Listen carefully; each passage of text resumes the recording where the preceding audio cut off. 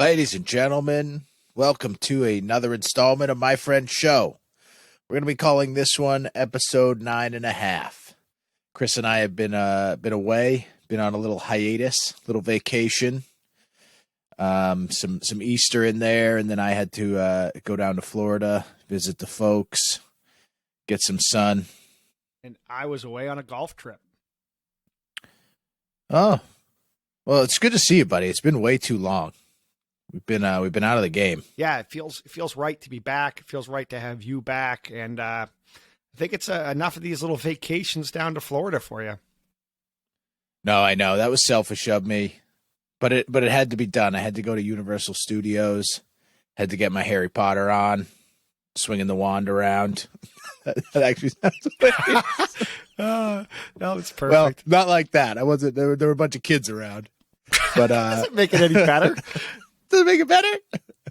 But no, man, what a great theme park. They really pull out all the stops there, especially if you're a fan. The rest of the park is okay, but the Harry Potter section, I mean, they fucking kill it. They like really go all out. Yeah, I've been hearing about not the Harry Potter section, the Star Wars section. That's Disney.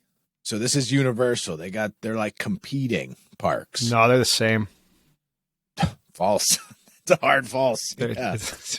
They're totally different. A but kids they both amusement are park in Florida. They're all the same, all connected. I'm sure it's lining someone's pocket. It is a racket, man. Like I got fleeced that day. I spent a ton of money.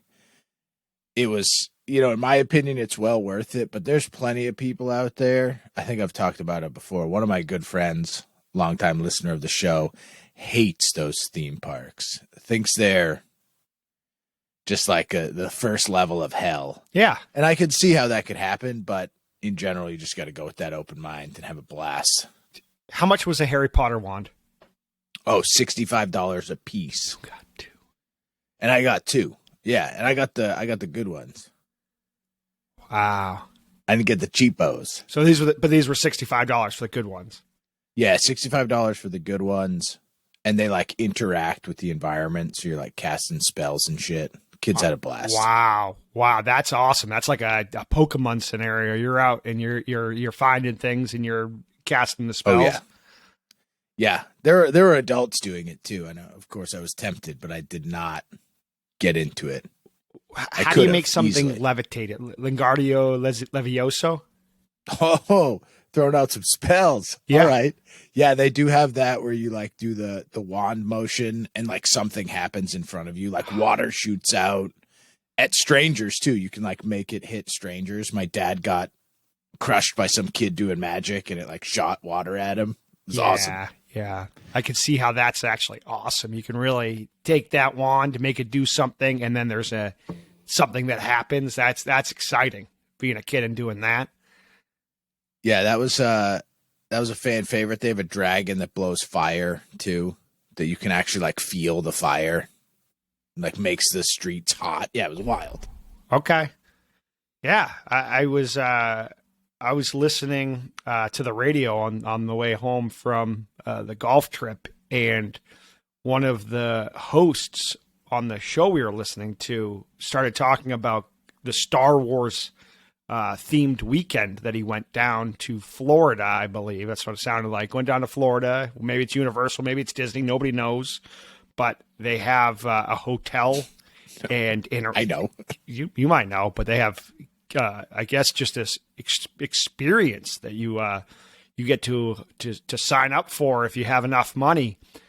And it's awesome from what the host was saying. Even if you're not a huge Star Wars fan, you will be surrounded by Star Wars fans, but you don't need to be one to enjoy it. And that's kind of sounds like the Harry Potter situation. I looked that up, the Star Wars thing, because Yeah. my daughter's a huge fan of Star Wars too.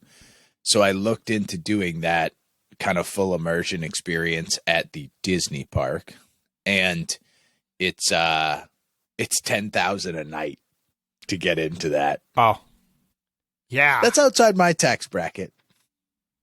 Well, I mean, if you can afford a $65 wand, you should be able to Graduate right to it. Graduate to the Star Wars theme. True. Yeah, I'm kind of letting go of that Dad of the Year award at that point. Well, I only gave one that to you slide. yesterday, so Fair enough. Yeah, but I'm trying. You know Yeah, what? Put yeah. in the effort here. yeah, you're the number one guy in your house, as I put it yesterday. Yeah. Best man at home. Yes, yeah, in a house filled with women. What'd you do on your golf trip? I know we talked a little bit there. What's the best experience though? You get rowdy? Oh, we got after it.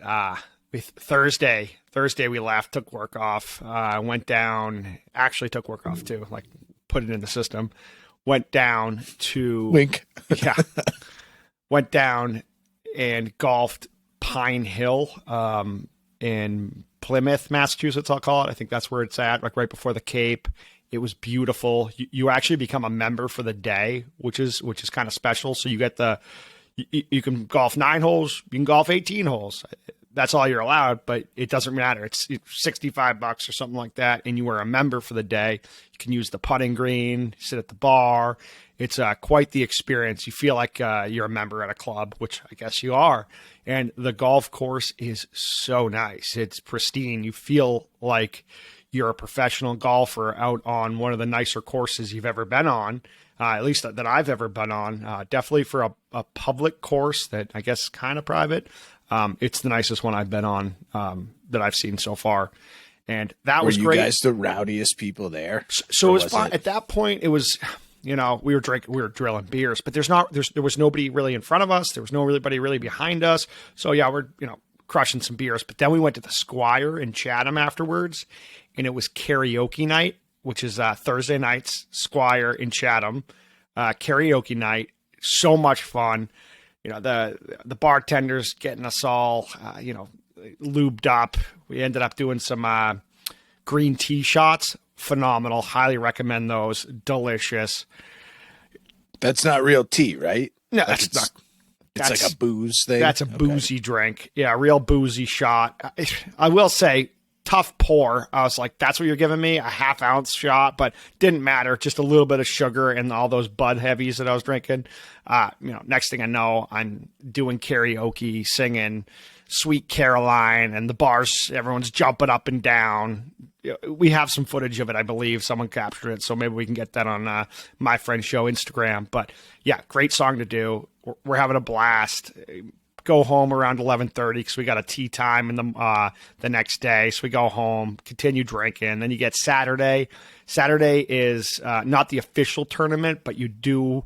It's like a betting round. So everybody comes in, and you get a point system where if you get a birdie, you get X amount of points. If you get a par, a bogey, a double bogey, you get a certain amount of points. And it's the group that you're golfing with. So your foursome adds up all their points, and you compete against the other foursomes, the 2 other foursomes you have. I got a birdie on the first hole, which really carried us for sure. I would say I overachieved. It didn't matter if I blow up on a hole because the next hole is a different hole, but I was really feeling out the whole golf situation. Wasn't comfortable with it yet, but I could maybe par a hole and then I'd get a 9. We ended up losing by 2 points, and it came down to the fact I could have parred a hole, but I was about a foot out and I missed a putt. And I jokingly was like, I hope that doesn't cost us, which it did. It didn't matter though. I had such a bad round. I golfed I think a 120 that day, a 119 the day before, that they gave me this handicap. They were like, you're a terrible golfer. And yes, I am a terrible golfer. Give me as many strokes as possible because I want to win the tournament tomorrow. So they gave me 29 strokes on the leader. So I could get 29 more strokes on 18. And if I could come within that, I'd beat the leader essentially. And I came out swinging. I hit on the Saturday a 107. It looked like I was sandbagging. Like the 2 days before that, 119 and a 120, like that's bad. A 107, that's not that bad. And that's like an honest day of golf. Yeah, I'd be pumped to get a 107. Yeah, it on just 18. I was not sandbagging. I just I just wasn't into it. Also, wink. Yeah. Wink. But I had a caddy the next day. I was working with my partner, because there's a team event and an individual event. My teammate was in the cart with me, and he's an excellent caddy. He told me everything. He, use the 6-iron here. I pulled out a 9-iron. Like, told me everything to do. And all of a sudden, I was just like, oh, all I need to do is leverage the right club. I don't have to hit it as far, and just try to stay on the fairway. Try to keep it in front of me. Keep it in front of you, and that's, that was the recipe for success. Next thing you know, we go home, we tally it all up, and champion by 10 strokes. I won by 10 strokes. Yeah, blew out the competition, earned myself a green jacket, got to give a really great speech. That also will be going on our channel. So yeah, that's pretty much it. I mean, Saturday night, I guess I'll add this last tidbit in there. And I won the individual event. I won the team event. I won the bags tournament. I won the Polish horseshoes tournament. I won everything there was to win, and then I left. First year back after being suspended since 2014 for allegedly bringing the band from the Chatham Squire home to the house we were staying at, which, for the record, may or may not have been me, but was banned, came back, and won everything there could be to win. So you got banned for wanting to party? That's what I said. Yeah. Feels like a missed opportunity by this group. You know what? Everybody in the group loved it. It was just one of the... All it takes is one, buddy. The host didn't love it as much when he came down in his underwear, and everyone's smoking cigars in the garage and in the house, and he was like, what the hell? We brought back a band that's actually a pretty famous band on I guess the Cape, Funktopus. And the bar, yeah, what a great name, yeah, Funktopus. And we told the bartender, or actually the server, sounds like some kind of activity I want to get into. What a Funktopus. Yeah, we told the server, a bartender at the Squire. She came over. We were like, yeah, have you ever heard of Funktopus? She's like, yeah, that's the best band on the Cape. They played here last week. Oh my gosh! And I was like, yeah, we had Lataz come back to our house. She goes, what? Lataz came back to your place and was hanging out with you guys? Like, that doesn't happen. That didn't happen. And we're like, no, we have video. We showed her the video of him freestyling with one of the other guys doing beatbox in the garage, playing beard eye and beer pong and playing darts. We hung out with this guy for hours, and he was just chilling at the house. She couldn't even believe it. Absolutely stunned. I guess he now has a huge following of, I want to use the right word here, cross-dressers. I think I something like that, like huge alternative lifestyle members, huge alternative lifestyle membership. But can't even, he's so packed for the whole summer that he's not even playing at any more venues. He's just doing weddings all summer. So yeah, Lataz from Funktopus. We're going to tag you in this. You might recognize my face. If you don't, you'll see the videos. They've just been in an archive, and they're coming out. Coming out. Yeah.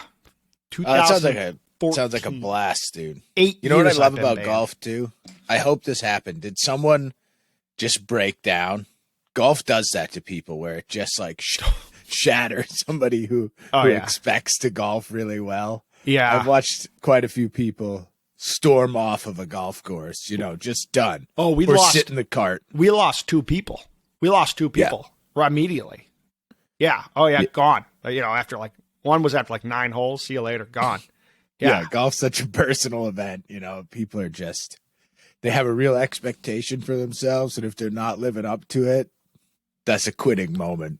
Yeah. Yep. And there was some controversy over whether we go with a scramble, which makes it a little bit more competitive. You get to hit where the best person drops the ball after their hits. So then you get to hit with them. So you get to move with them. So best ball. Yeah, it's confusing because best ball actually isn't best ball. That's not how that works. Huh. Yeah, that's what I thought. I got up to the tee and I was like, I'm just going to crush this because my partner, he puts it down the middle pretty much every time. So I just and no. Best ball doesn't mean best ball. That's a scramble. I still don't get best ball. It doesn't make any sense to me. It doesn't make sense. what the hell? Like, it's best ball. What? So yeah, don't know what that means, but it's not best ball essentially. That sounds like shenanigans on the Yeah, at least on rules the there. naming. Yeah, I feel like that was. Also, golf is great for cheating like that. Making up your own rules. I do that a lot, or like kicking the ball down the fairway a little bit when nobody's looking. I will. So usually stuff like that really flies in the tournament. It's not.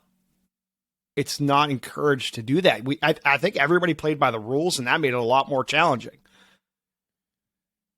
You think so? You never know. I mean, there might have been some people. Golf's good for that. Yeah, it brings out the worst in people for sure.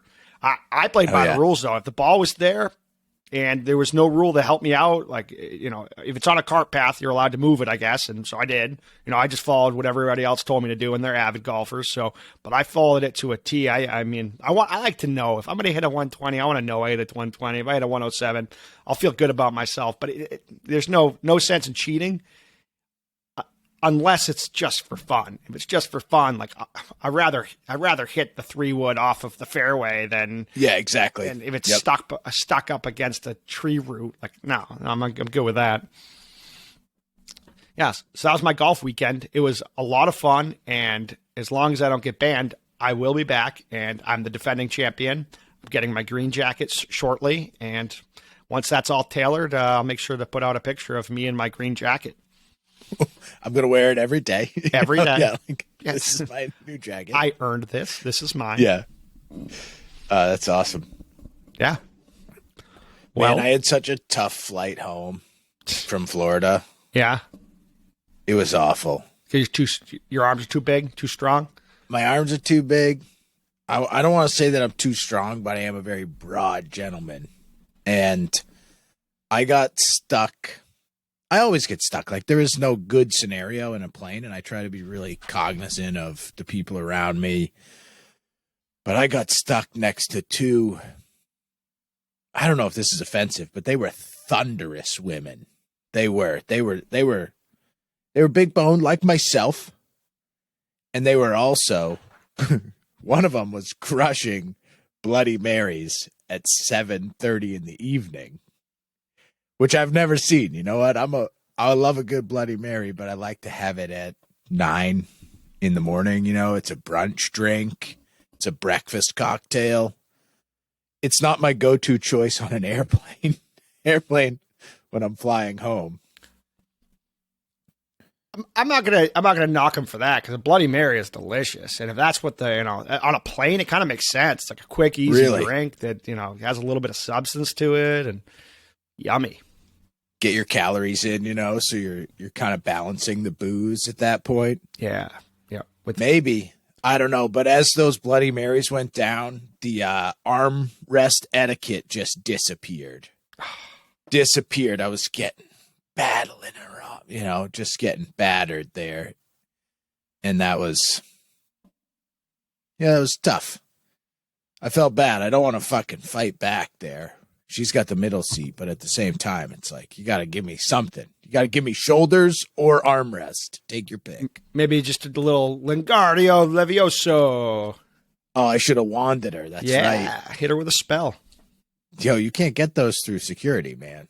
Those are weapons. Okay. I hope that you did get those through security, though. Oh, we had to check those. You can't be bringing those on your carry-on. Wow. You gotta ask yourself, what would Dumbledore do at that point, all right? Yeah, Dumbledore would have checked that at the door. No way. He would have apparated. You got to get your facts. So you had a tough flight. We can all relate to that. We've all been in that situation. It's a 50-50 whether you're either sitting next to someone terrible or your flight gets delayed by an hour or 2 hours. Or you are the terrible one, too. I'm sure there's been times where I've been the bad guy. Yeah. I try, but I'm sure I've been the problem. Oh, you've definitely been the problem. I got drunk and fell asleep on a woman once. This was a bus, too, which is even worse.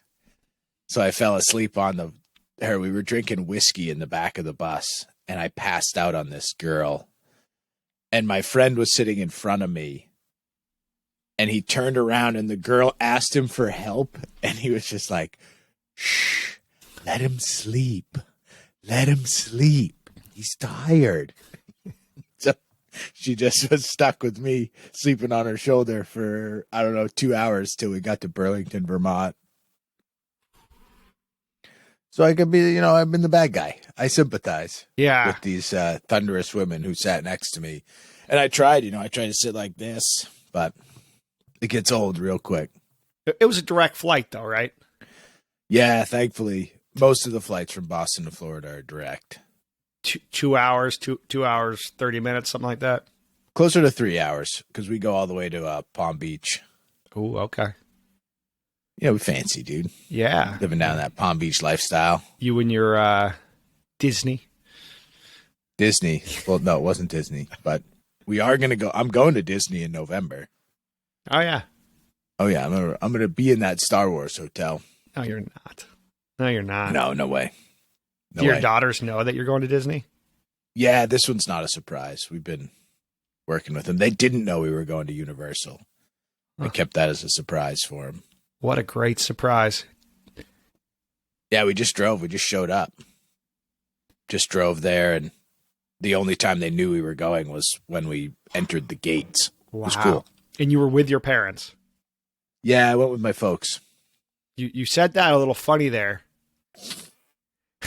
No, I did. It was good going with my parents, but Aaron and I like to move fast in these parks, and we like to go do as much as we can. So it's hard when you're catering to other folks at the same time. And they're longtime listeners, so I'm not saying it was bad. I loved going with my parents, but it's just a different environment. We like to move light and fast when it's just me and the kids. And then when you have another group of people, you just have to change your approach. You think that if you weren't such a cheapskate, you could have got them a broom to fly on? I would have paid for them to have the express pass, especially in hindsight, and I am a penny pincher, but that's because I've, lived in extensive poverty for some of my life. But I would have bought the express pass. That was a shitty idea not to do that. Is That's it called a hot tip? Is it the Nimbus 3000? Is it called something like that? Oh no, it should be the old Nimbus broom. Yeah. Yeah. Oh yeah. Yep. Even better would be the Firebolt, but you're not a real fan. So nobody knows what that is. Oh, they do. The real fans know what I'm talking about. I just said Nimbus 3000. You're telling me I'm not a real fan? Pretty sure it's the Nimbus 2000. Oh, that's the old model. Good call. Good call. All right. You don't have the 3000? Got me. Yeah. You don't have a 3000? Yeah. Okay. Well, clearly you've never caught the cinch. Oh, no. The golden snitch. The golden snitch. You have never caught that. Yeah, no, I wasn't a Quidditch player. Yeah, I was. College. Of course, yeah, you would think that you would be a Quidditch player. Yeah. In the land of Harry Potter. I would have definitely been good at it. I'd have been like the Marcus Smart of Quidditch. I don't know who that is. Basketball player. He is an animal, diving on the floor. Absolute defensive player of the year. Yeah. Okay. On the Celtics. Yeah, first guard. I think I'm saying that right. First guard to win since Gary Payton way back when. That you might as well be speaking, Latin at this point, because I know none of what you're talking about. You'd love Marcus Smart. He's an animal. He's an none animal. Of it. Yeah. Never even heard of Marcus Smart. That's wild. Yeah, no, that's not for me. Yeah, well, they didn't have him last night, and they won game 2 without the defensive player of the year. So now they're tied up at 1-1. It's a series against the Bucks. Well, that's exciting. We'll have to put that on the My Friend Show Sports channel someday. Yeah, I can't wait to start talking about sports. I mean, we're in the playoffs for basketball and for hockey, and you haven't even watched one of the games. No way. Yeah. That's just not for me, man. I never got into it. Yeah. I don't understand it. I don't know the rules. I don't really get excited by it. Well, when we start streaming the games live, which should not be very hard, I got a link now that gets you the game and like HD, and we can now watch it and then talk about the games as they're happening, and could be good. I hope by putting this out there, maybe some people will be interested and get you excited about this. I'll do some hot commentary. Okay. Definitely. Yeah. The Charles Barkley of My Friend Show. Yeah. Absolutely. Yeah. You're definitely the Charles Barkley. Did you hear his last comment? That was so funny, or at least the one that I saw. What did he say? It was something along the line. He was talking about how like defensive players in the NBA, and this is how little I know about fucking sports, but his comment was, you know, they were playing real physical out there, and when a guy is banging you from behind, you just want to roll off to get some space from him.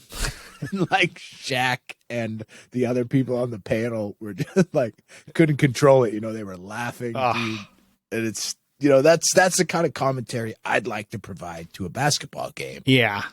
He's good for that. He really is. Last night before the game, he said, "I just don't think the Celtics have any chance tonight. They don't have one area where they're going to win even one battle. There's not one matchup I see that's a good matchup." And then at halftime, they were replaying that clip for him because they were up by 22 or something like that. Like, Charles, remember when you said this about 50 minutes ago? Oh. That's the best. Yeah. Because now it's on camera. Oh, yeah. And we can shit on them. Love it. Oh, yeah. Yeah, those guys are good together. That's a good little team. The Barkley and the Shaquille O'Neal. I like those guys together. Yeah, they got good chemistry. Yeah, they're not as good as us, though. I mean, we can bring some life to sports there. Mm-hmm. I won't know very much, but that's what I'm good for is making shit up. Clearly, neither does Charles Barkley. Right? Yeah, and he was a professional basketball player. Yeah.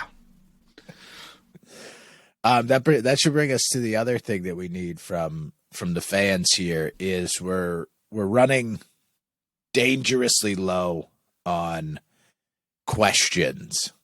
It seems that Reddit and the places where we were farming a lot of good questions from just people out on the internet have really started to recycle themselves, or they're really not topics that we want to cover because they're either too personal in nature. There's a lot of those on there that I think are not things that I want to talk about, or that they're already areas we covered. You know, like we said last time, people are constantly asking about motivation or constantly asking about why am I so depressed or shit like that.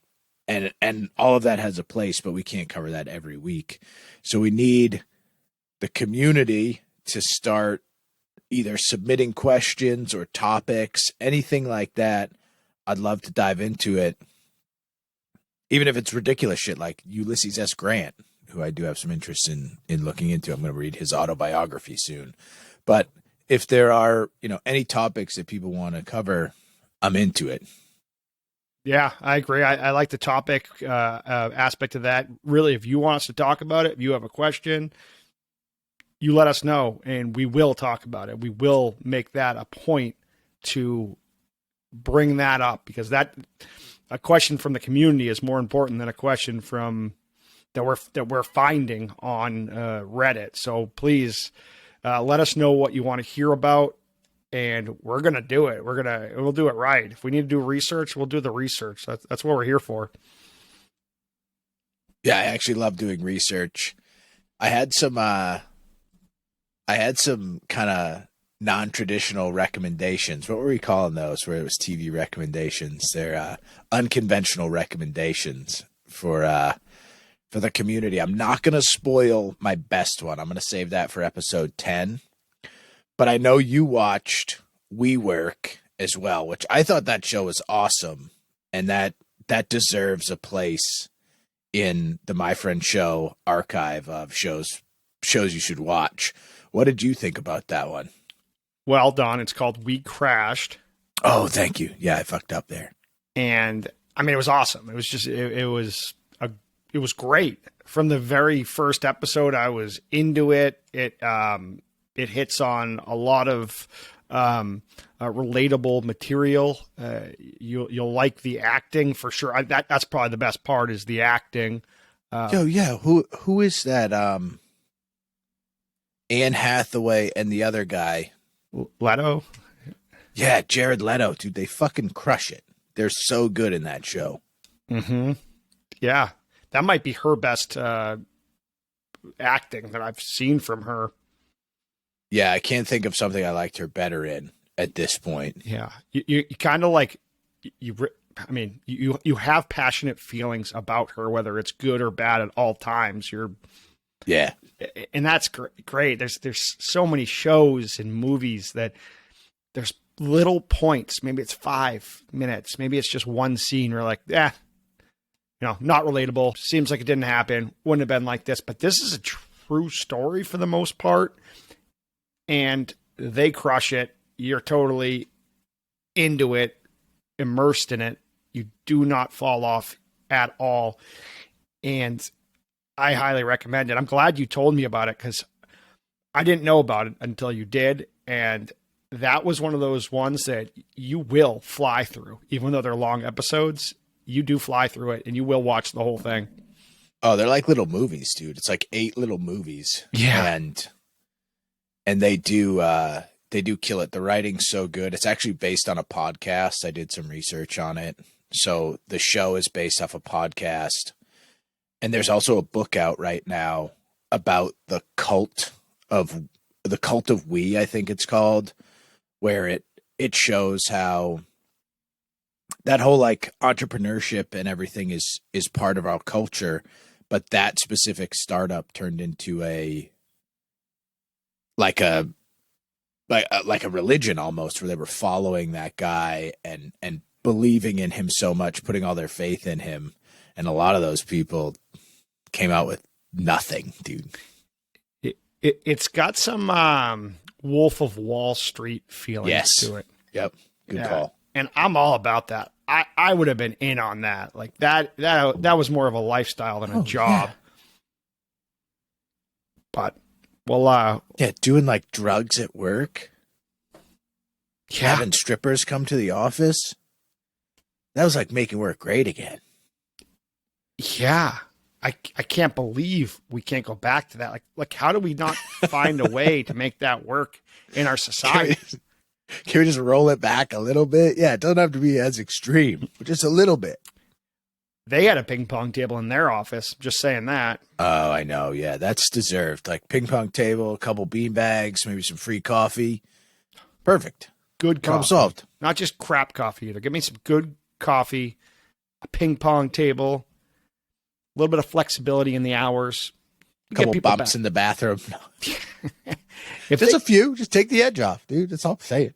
If they could, I mean, that's how you get people back in an office is a little bit of that flair. And that's what I was thinking about a lot during the show was how that atmosphere would be something that would get people to work longer hours. And it was true. Like that was getting those folks to get in there earlier, stay longer.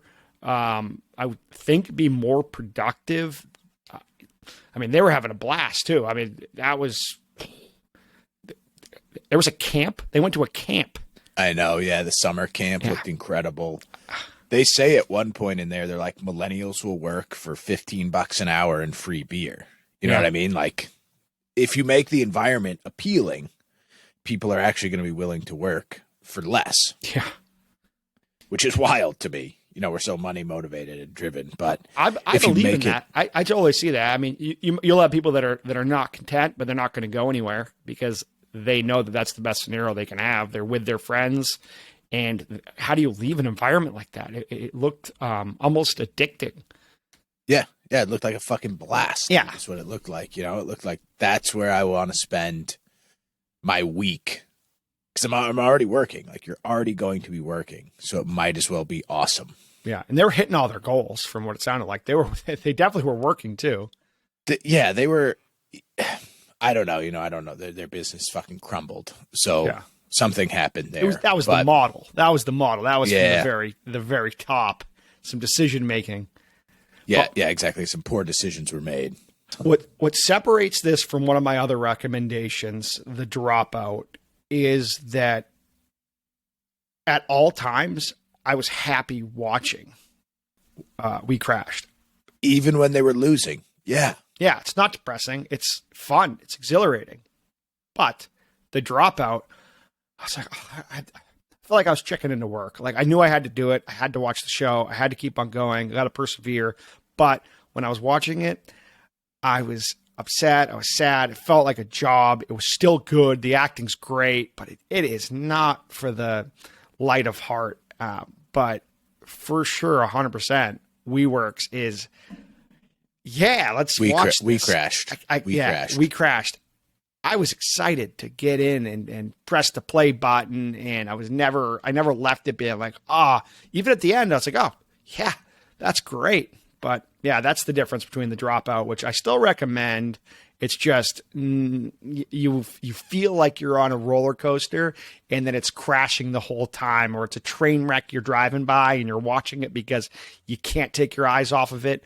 It's not that you want to watch it; it's that you kind of have to, and you're not going to stop watching it. So Yeah. that's a big difference. If you're looking for something that's going to make you happy and that will get you excited, then we're going to go with Don's recommendation here over my recommendation of The Dropout.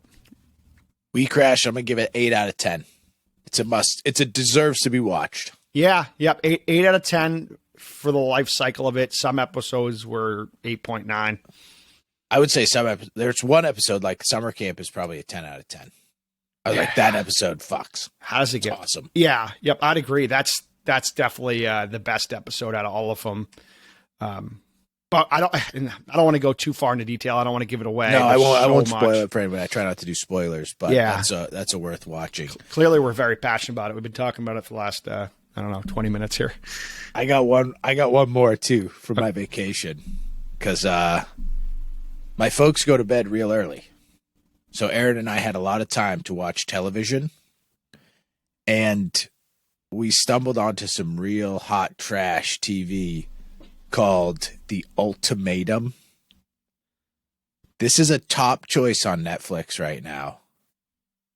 I'm not going to give anybody too much away here, but it's about these couples where one of the people in the couple wants the other person to marry them and the other person doesn't want to do it. So they get an ultimatum, and then they go into this wild fantasy world of wife swap or husband swap with all the other couples who are in the same boat. And it just devolves into depravity and people making horrible life choices, but you can't look away. It's like the train wreck that you just brought up. Like, you can't stop watching it once you've already invested some time into it. And it is just a real spectacle of humanity at that point. It's sad, but it's worth a watch. So if you are completely desperate, you have The Ultimatum to watch. Oh yeah. That could be a nice, night watch with your wife when you're still using your cell phone. This is a good cell phone watch. Okay. Yep. Cell phone watch. We got to come up with a scoring system and have like cell phone watch check. Like that's like 5 out of 5. That's important though. Yeah. Yeah, exactly. 5 out of 5 cell phones. Okay. I like that. Yeah. This is a 5 out of 5 cell phone recommendation. Okay. Yeah. We'll be really crafting our rating system, and 5 out of 5 cell phones. Yes. Content wise, this show is probably a 5 out of 10 because it has moments where it's so cringy that you're smiling, but it's you can't even watch. We're making recommendations for 5 out of 10s now. Hey, but it's a 5 out of 5 cell phone. You had a higher recommendation, and you're I'm saving that one.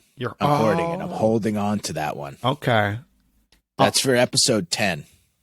Because this is only episode 9.5. Okay, I like that, and I haven't watched it yet, but I'm into it, and I've watched the trailers for it, so we'll hold off on that. But I do have one that I think that would potentially make someone's weekend, give them something to look forward to, put something on the calendar, maybe a little bit of red wine, a little white wine, whatever it takes. Oh, spice up your life. Yes, with your significant other, a cinematic adventure. If you have HBO Max, you can watch the new Batman. Now, with that pretty fella from Twilight. The pretty fellow from Twilight. I believe that's him. And I've watched half of it because I was exhausted from this long golf weekend, but it was awesome. There was a real storyline. It's not just like Batman trying to kill everybody and like these epic battles. There's actually a storyline. Batman doesn't kill people. It's like his one rule. Oh, well, I think he breaks it. He's going to break it. No way. Well, all right, fine, fair enough. Batman doesn't kill anybody, but he does have a really great storyline in this new Batman that just came out. I would highly recommend it. I've only watched half of it. I look forward to watching the rest. But like I said, it's not one of those like it's a 1 out of 5 cell phones. Wow, 1 out of 5. So you really got to focus on this. You're gonna want to watch this. I definitely pulled up my phone here and there to like check like text messages and whatnot, but it's not a casual viewing scenario. You're going to want to get some popcorn, maybe eat a gummy bear, whatever you're into. Just enjoy, because you're welcome for that recommendation. Content, what are we thinking here? Out of 10. Well, I've only watched half of it, but I'd give it a solid 7, maybe 7.5, okay. 7.5. Depends on how it ends, for sure. I think that's a really important aspect. Through halfway, it's like 3 hours. There's a couple points, and I'm excited for you, Don, to watch this and see if you can find them. They're like, that's not that believable. Like, but it's just like a little snippet. I'm like, I don't love that. I don't love that. You know. Yeah, it's a superhero movie though, so I'm gonna let it slide most of the time. You know what I mean? Like, it's small shit that's not supposed to be real. Yep, small holes that I'm like, I think that would have been done differently if it was real life. But I need to be getting over that because it's Batman. Yeah, I'm excited for that one. I will check that out. Yeah, I haven't watched it yet. Batman is probably the pinnacle of superheroes in my opinion, because he has no powers. But I think it's better than Suicide Squad, which was like free on HBO. That was surprisingly good. Yeah. I watched that. I powered through that when I had COVID, and it was good. It was good enough. First or second time? The first time. That was first time viewing. Yeah. That was real COVID then. Yeah. Yep. It had just come out. It was exciting. Gave me French was new. Yeah. Both of them. COVID was new. Yeah. The show COVID was new. And Suicide Squad. Yeah. It was exciting. But it's better than Suicide Squad so far, at least. Oh man, those are some hot recommendations. We gave the people a lot there. Yeah. That's honestly my favorite part of the show is recommendations. I like answering questions, but I love doing the recommendations. Yep. Unfortunately, I have to go. I have another commitment in 1 minute, but I want to again remind folks that we've got to get some questions here or topics, recommendations, anything you want us to watch that we'll give a recommendation on. All of those things I would love to do. And then the old like and subscribe. All right. We'll talk soon, everybody. Thanks. XOXO. XOXO. My friend show. This land was made for you and me. They told Elijah McClain as he lay in the street, fear in his veins, blood on his teeth, nowhere to go but down. That's right, Elijah. This land was made for you and me.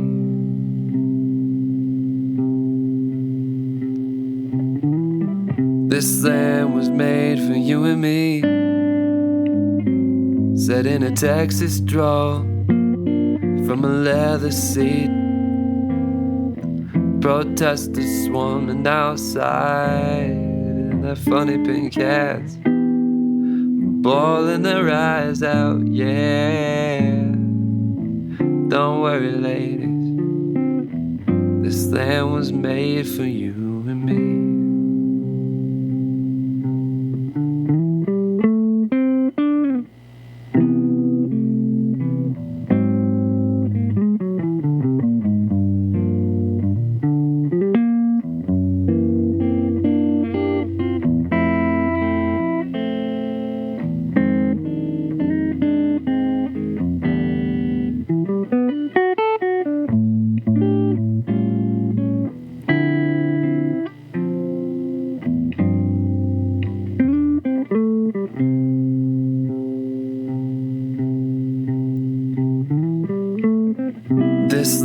was made for you and me, as a citadel, a sanctuary from all the evils of the world.